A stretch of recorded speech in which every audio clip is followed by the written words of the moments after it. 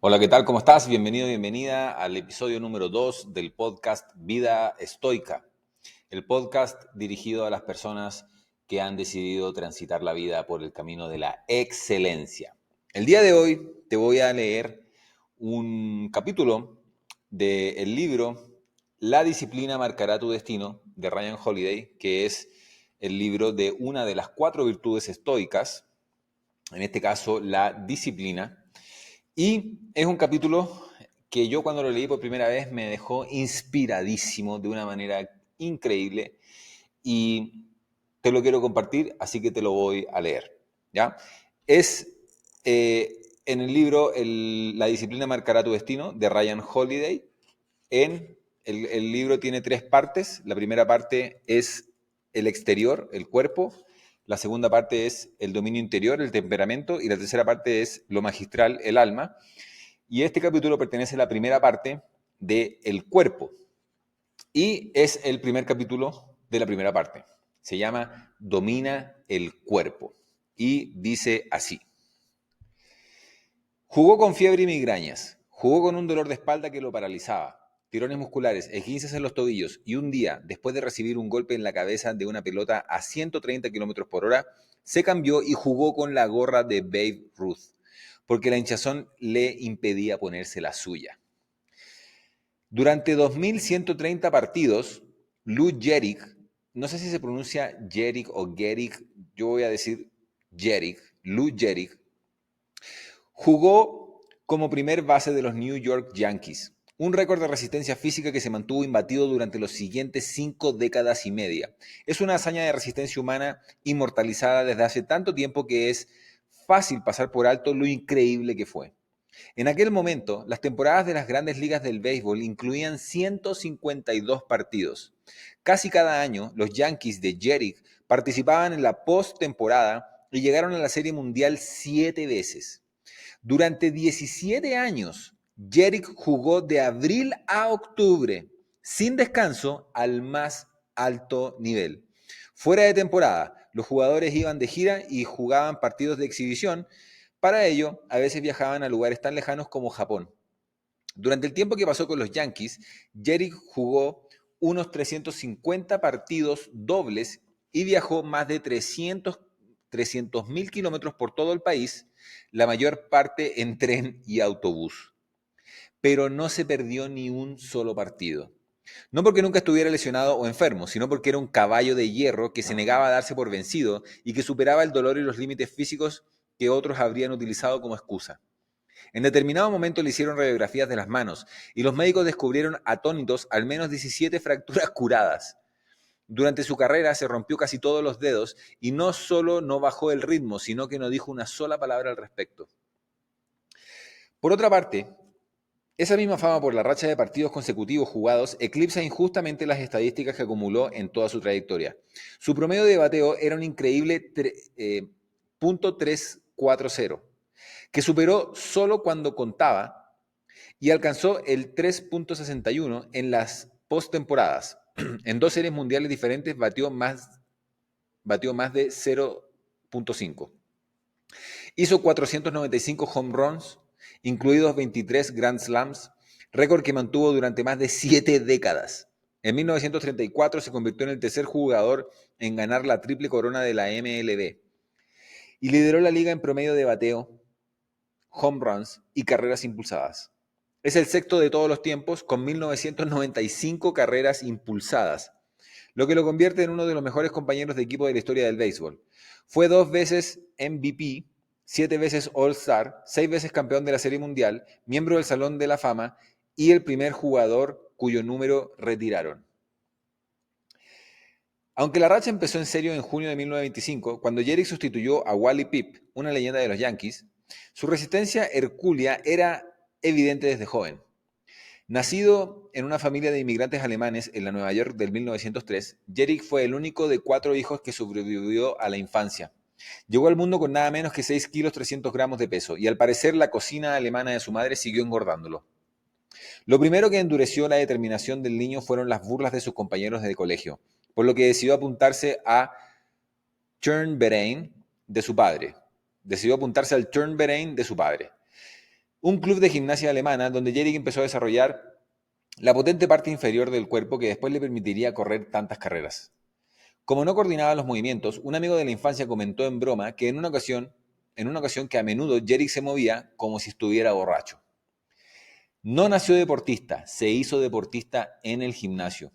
La vida como inmigrante pobre no fue fácil. El padre de Jerick bebía y era un poco vago. Resulta más que paradójico leer sobre las excusas constantes de su progenitor y la cantidad de días que estaba enfermo. Ese ejemplo avergonzaba a Jerick y lo animó a convertir la credibilidad y la dureza en activos no negociables. Para empezar, no faltó ni un día a la escuela. Por suerte, su madre no solo lo adoraba, sino que le brindó un ejemplo increíble de ética del trabajo, tranquila e incansable. Trabajó como cocinera, trabajó como lavandera, trabajó como panadera, trabajó como señora de la limpieza, con la esperanza de darle a su hijo un billete para una vida mejor. Pero la pobreza siempre estuvo ahí. Un compañero de clase recordaba que nadie que haya ido a la escuela con Lu puede olvidar los fríos días de invierno y Lu llegando a la escuela con una camisa caqui, pantalones caquis y pesados zapatos marrones, pero sin abrigo ni sombrero. Era un niño pobre, un destino que nadie elegiría, pero que le dio forma. Cuentan que Cleantes, el filósofo estoico, paseaba un frío día por Atenas cuando una ráfaga de viento le abrió la fina capa. A los que lo vieron les sorprendió descubrir que pese a las gélidas temperaturas llevaba poco más debajo. Empezaron a aplaudir su resistencia. Lo mismo sucedía con Jerick, al que, aunque el sueldo como jugador de los Yankees lo convertía en uno de los deportistas mejor pagados de Estados Unidos, rara vez se le veía con el sombrero o chaleco, ni siquiera en los inviernos de Nueva York. Solo más tarde, cuando se casó con una mujer amable y cariñosa, esta consiguió convencerlo de que se pusiera un abrigo, por ella. A la mayoría de los niños les gusta hacer deporte. Lou Gehrig vio en el juego una vocación superior. El béisbol era una profesión que exigía control y cuidado del cuerpo, ya que era tanto el obstáculo como el vehículo para el éxito. Gehrig hizo ambas cosas. Trabajó más duro que nadie. Dice, el fitness era casi una religión para él, diría uno de sus compañeros. Soy un esclavo del béisbol, afirmó Gehrig. Un esclavo complaciente, un esclavo que amaba el trabajo y se sentía siempre agradecido por tener la oportunidad de jugar. Una dedicación así paga dividendos. Cuando Jerry subía al plató, se comunicaba con algo divino. Estaba tranquilo, vestido con un pesado uniforme de lana que ningún jugador de hoy podría utilizar. Movía los pies hasta acomodarse en su posición de bateo. Cuando se preparaba para lanzar, sus enormes piernas hacían el trabajo y enviaban la pelota desde el bate hasta mucho más allá del campo. Algunos bateadores tienen un punto óptimo. Jerry podría golpear en cualquier lugar a cualquiera. ¿Y cuando lo hacía? Y cuando lo hacía, corría. Para haber sido objeto de burlas por tener piernas como columnas, es notable que Jerry robara el home más de 2 docenas de veces durante su carrera. No era solo potencia, también velocidad, ritmo, elegancia. Había jugadores con más talento, más personalidad y más brillantes, pero nadie los superaba. Nadie se preocupaba más por la preparación física y nadie amaba más el juego. Cuando amas el trabajo, no lo engañas ni pasas por alto sus exigencias. Respetas incluso los aspectos más triviales de la actividad. Nunca tiró el bate, ni siquiera lo lanzó al aire. Una de las pocas veces que se metió en problemas con el entrenador fue cuando descubrieron que jugaba béisbol en la calle con chicos de su antiguo barrio. A veces incluso después de los partidos de los Yankees. No podía dejar pasar la oportunidad. Aún así, sin duda hubo muchos días en que no le apetecía jugar, en que quiso dejarlo, en que dudó de sí mismo, en que sentía que apenas podía moverse, en que estaba frustrado y cansado de exigirse. Jerick no era sobrehumano, su voz interior le decía lo mismo que a todos nosotros, pero cultivó la fuerza para no escucharla y lo convirtió en un hábito, porque en cuanto empiezas a comprometerte, bueno, ya te has comprometido. Estoy decidido a jugar, dijo. El béisbol es un trabajo duro y la tensión es tremenda. Es placentero, claro, pero difícil. Podríamos pensar que todo el mundo está decidido a jugar, pero no es así. Algunos se la arreglan con el talento natural y esperan que nunca los pongan a prueba. Otros se dedican hasta cierto punto, pero lo dejarán si es demasiado difícil. Sucedía entonces, y sucede ahora, incluso en el nivel de élite. Un entrenador de la etapa de Jerick lo descubrió como una época de coartadas. Todos tenían una excusa. Siempre había una razón por la que no podían dar lo mejor de sí, no tenían que aguantar. Y se presentaban en el campo muy poco preparados. Cuando era novato, Joe DiMaggio le preguntó una vez a Jerick quién creía que iba a ser el lanzador del equipo contrario. quizás con la esperanza que le contestara que era alguien fácil de manejar. Nunca te preocupes por eso, Joe, le explicó Jerry. Recuerda que siempre guardan lo mejor para los Yankees. Por extensión, esperaba que todos los jugadores de los Yankees también aportaran lo mejor de sí mismos. Ese era el trato. A quien mucho se le da, mucho de él se espera. La obligación de un campeón es actuar como tal y trabajar tan duro como los que tienen algo que demostrar. Jerick no bebía, no iba detrás de las chicas ni buscaba emociones, ni conducía coches rápidos. Solía decir que no era un juerguista, pero dejaba claro que no soy un predicador y no soy un santo. Su biógrafo, Paul Gallico, que nació en la ciudad de Nueva York solo unos años después que Jerick, escribió que su vida limpia no surgió de la petulancia ni de la mojigatería, del deseo de ser un santo. Tenía una ambición obstinada y apremiante, quería algo, eligió el camino más sensato y eficaz para conseguirlo. No cuidamos el cuerpo porque abusar de él sea pecado, sino porque si abusamos del templo agraviamos nuestras posibilidades de éxito tanto como a cualquier dios. Jerick estaba dispuesto a admitir que la disciplina implicaba perderse algunos placeres, pero sabía que los que viven una vida rápida o fácil también se pierden algo. No son conscientes de su potencial. La disciplina no es privación, ofrece recompensas. Aún así, Jerick podría haber seguido un camino muy distinto. Durante una temporada floja al principio de su carrera, cuando jugaba en las ligas menores, Jerick salió de noche con varios compañeros de equipo y se emborrachó tanto que al día siguiente, en el primer lanzamiento, seguía borracho. No solo consiguió jugar, sino que lo hizo mejor de lo que lo había hecho en meses. Descubrió que los nervios y las preocupaciones desaparecían por arte de magia con unos tragos entre las entradas. Un entrenador con experiencia se dio cuenta y habló con Jerick. Lo había visto antes. Conocía los beneficios a corto plazo del atajo. Entendía la necesidad de la liberación y del placer.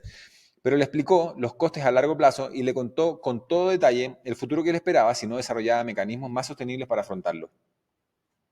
Y se acabó el problema. No por una remilgada idea de la rectitud, de que fuera malo o incorrecto tomar una copa, sino porque le empujaba la ambición incesante de convertirse en un gran y exitoso jugador. Todo lo que interfiera en esa ambición era para él veneno. Le importaba ser jugador, estar en los Yankees, ser estadounidense de primera generación y ser una persona a la que los niños admiraban. Jerick siguió viviendo con sus padres durante sus primeras 10 temporadas y a menudo iba al estadio en metro. Su situación económica era más que cómoda y más adelante se compró una casita en New Rochelle. Para Jerick, el dinero era, en el mejor de los casos, una herramienta y en el peor, una tentación. Mientras los Yankees estaban en lo más alto, renovaron el banquillo y sustituyeron el viejo blanco espartano por asientos acolchados. El entrenador del equipo vio a Jerick arrancando un trozo del almohadillado. Me he cansado de sentarme en cojines, dijo sobre la lujosa vida de un deportista en su mejor momento. Cojines en el coche, cojines en las sillas de casa, vaya donde vaya, hay cojines. Sabía que sentirse cómodo era el enemigo y que el éxito es una interminable serie de invitaciones a sentirse cómodo. Es fácil ser disciplinado cuando no tienes nada. ¿Y qué pasa cuando lo tienes todo? ¿Qué pasa cuando tienes tanto talento que puedes cubrir el expediente sin darlo todo? Lo que pasó con Lou Gehrig es que eligió controlarse. No era una disciplina impuesta desde arriba por el equipo. Su templanza era una fuerza interior que emanaba de lo más profundo de su alma. La eligió a pesar de los sacrificios, a pesar de que otros se permitían abstenerse de tal penitencia y les iba bien. A pesar del hecho de que, en general, no se le reconoció, al menos hasta mucho después de su muerte. ¿Sabías que tras el legendario home run anunciado de Ruth, Lou Gehrig hizo otro? Sin gestos teatrales. De hecho, fue el segundo que hacía en ese partido. O que ambos tienen la misma cantidad de títulos de campeón de bateo, o que Ruth hizo strikeouts casi el doble de veces que Gehrig. Gehrig no solo mantenía su cuerpo bajo control, lo que Ruth hacía, y que llegó a pesar casi 110 kilos, sino que también controlaba su ego. Un reportero escribía que era impecable sin el más remoto vestigio de ego, vanidad o presunción. El equipo siempre era lo primero, antes incluso que su salud. Que se quedara con los titulares quien los quisiera. ¿Podría haber actuado de otra manera? Sí, pero también no. No se lo habría permitido. Incluso su entrenador se quejó una vez en broma. Si todos los jugadores de béisbol fueran como Jerick, los entrenadores no tendríamos trabajo en los clubes. Jerick se preparaba por su cuenta, se ocupaba de su entrenamiento, también fuera de temporada, religiosamente, y rara vez necesitó masajes o rehabilitación. Lo único que pedía al personal era que lo dejaran un chicle en la taquilla antes de los partidos. 2 iban a jugar 2 partidos consecutivos. En cierta ocasión, un observador señaló que Jerick se tomaba su fama a la ligera, pero muy en serio las obligaciones que le implicaba. Pero el deporte es más que músculo y talento. Nadie juega tantos partidos seguidos sin ser un hijo de puta duro.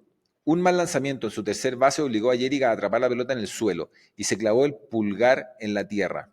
En el banquillo, su compañero creyó que lo insultaría. Lo único que le dijo Jerick fue: creo que me lo he roto. Lu no dijo ni pío, contó el compañero asombrado. Ni una queja sobre mi mierda de lanzamiento, que había provocado que se le rompiese el pulgar. Por supuesto, estaba de vuelta en la alineación al día siguiente. Supongo que se acabó la racha, bromeó un lanzador después de dejar inconsciente a Jerick con un lanzamiento en junio de 1934. Durante 5 terribles minutos se quedó allí, inmóvil, como muerto. Morir era una posibilidad real en la época anterior a los cascos. Lo llevaron a urgencias y casi todos creyeron que se quedaría por fuera 2 semanas, aunque la radiografía de la fractura de cráneo resultara negativa. Una vez más, al día siguiente estaba de vuelta en la caja de bateo. Aún así, cabe esperar una duda, un miedo, cuando la siguiente pelota se abalanzó hacia él. Por eso, los lanzadores batean de vez en cuando, porque les ayuda a tener cuidado. Su instinto de supervivencia les hace retroceder en un juego donde 1 milímetro puede marcar la diferencia. Pero Jerick se inclinó e hizo un triple. Unas entradas después, otro. Y antes de que se suspendiera el partido porque empezó a llover, otro más, mientras se recuperaba de un golpe casi fatal en la cabeza. A los holandeses no nos detiene una tontería como esa, fue lo único que comentó después del partido. ¿Qué impulsa a una persona a esforzarse hasta ese punto? A veces solo se trata de recordar al cuerpo quién manda. Tenía que ponerme a prueba, dijo. Quería asegurarme de que ese fuerte golpe en la cabeza no iba a conseguir que me asustara en el plató. Puede que Jerick no buscara la santificación personal, pero la logró. No hubo un hombre mejor en la tierra, observó uno de sus compañeros de equipo. No bebía, ni mascaba tabaco, ni fumaba. Y se iba a dormir a las 9:30 o 10 cada noche. Hábitos perfectamente alcanzables, pero que le granjearon un respeto increíble. ¿Por qué? Cuando un hombre puede controlar su vida, sus necesidades físicas y su yo inferior se eleva, diría más tarde Muhammad Ali. Se cuenta una anécdota sobre el primer partido de Jerick con los Yankees, cuando empezó su racha. Al parecer, ese día también recibió un pelotazo. ¿Quieres que te saquemos?, le preguntó el entrenador. ¡Mierda, no!, dicen que exclamó Jerick. He tardado 3 años en llegar a este partido. Hará falta más que un golpe en la cabeza para sacarme. Al final, 17 años después, algo lo sacó. Algo más serio que un lanzamiento descontrolado. Para una persona acostumbrada durante tanto tiempo a tener el control, debió de ser desconcertante que su cuerpo dejara de responder como siempre. Poco a poco, pero de forma evidente, su swing dejó de ser tan rápido. Le costaba ponerse el guante, se caía al meterse en los pantalones, caminaba arrastrando los pies, pero su fuerza de voluntad le permitió mantenerse entero hasta el punto de que pocos sospecharon que algo iba mal. Durante un tiempo se engañó incluso a sí mismo. Un ejemplo del calendario de Jerick en agosto de 1938, los Yankees jugaron 36 partidos en 35 días. 10 partidos fueron dobles. Y en una ocasión hubo 5 días consecutivos con partidos dobles. Viajó a 5 ciudades y recorrió miles de kilómetros en tren. Batió .329 con 9 home runs y 38 carreras impulsadas. Que un deportista consiga algo así, sin faltar a un partido y sin perder una entrada a los 35 años, es impresionante. Pero Lou Gehrig lo consiguió mientras las primeras etapas de la ELA devastaban su cuerpo, ralentizaban su capacidad motora, debilitaban sus músculos y le provocaban calambres en manos y pies. Pasaría casi una temporada más antes de que el cuerpo de Jerick se rindiera. La racha había cobrado vida y siguió avanzando. Con grandes esfuerzos consiguió hacer hits and runs, aunque con algún error de vez en cuando. Pero un hombre que conoce su cuerpo, incluso cuando presiona más allá de sus limitaciones, tiene que saber cuándo parar. Joe, le dijo el entrenador de los Yankees un día de mayo de 1939. Siempre he dicho que cuando sintiera que ya no podía ayudar al equipo, yo mismo saldría de la alineación. Me temo que ha llegado el momento. ¿Cuándo quieres dejarlo, Lou?, le preguntó McCarthy. Dejarlo. Aquella horrible palabra le quemaba. El entrenador, que creía que estaban hablando de un futuro cercano, esperaba que pasara algo más de tiempo juntos. Pero el cuerpo de Lou ya estaba muy lejos. Ahora, le contestó Jerick sin dudar. Saca a Babe Dahlgren. ¿Qué había cambiado? Tras unas semanas de juego irregular, Jerick había atrapado una pelota rasa y había conseguido un buen out.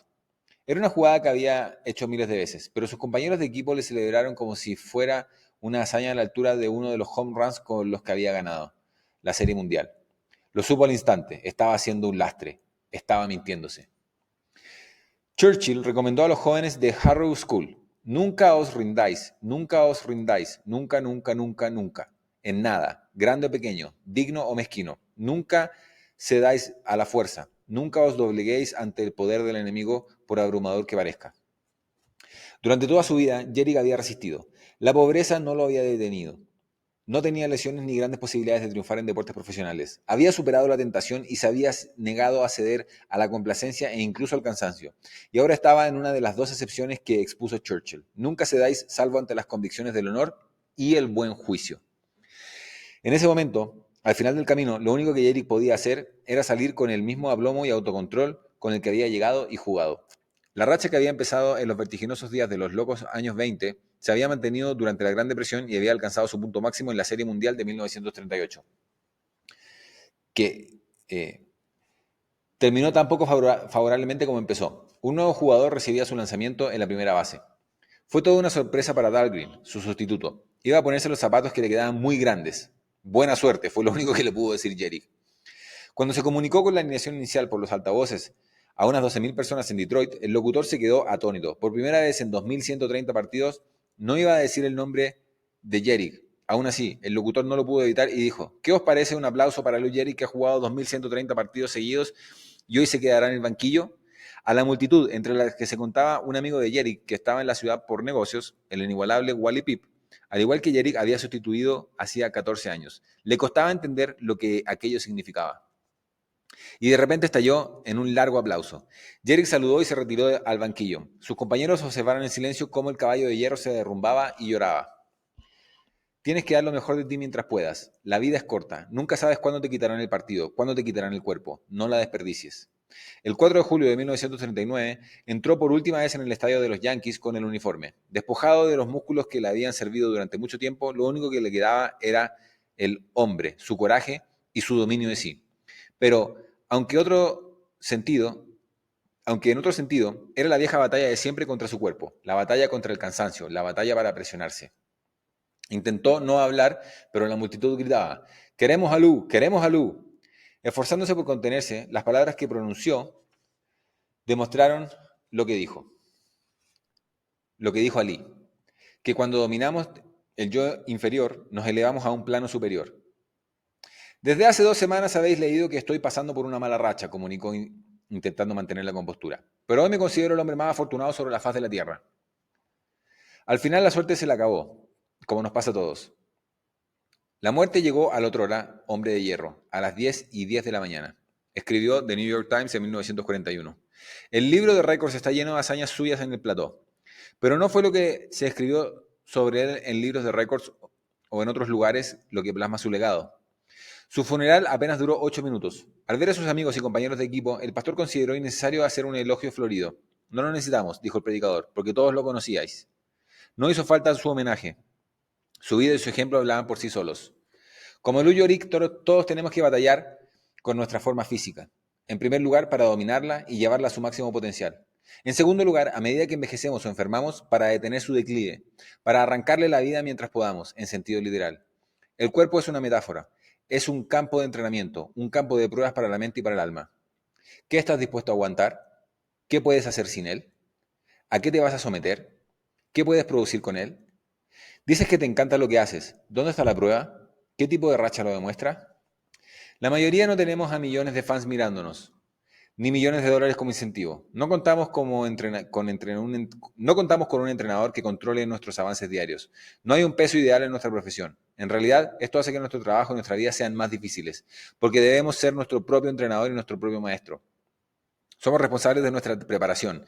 Tenemos que controlar lo que ingerimos y elegir bien nuestros valores. Bien, los que de verdad se esfuerzan son más duros consigo mismos de lo que podría ser cualquier persona. Templanza no es una palabra muy sexy y está lejos de ser el concepto más divertido, pero puede conducir a la grandeza. Templanza, como una espada templada, sencillez y humildad, fortaleza y autocontrol en todo, excepto en nuestra determinación y dureza. Nos lo debemos a nosotros, a nuestros objetivos y al juego para seguir adelante, para seguir presionando, para mantenernos puros, para ser duros, para conquistar nuestro cuerpo antes de que él nos conquiste.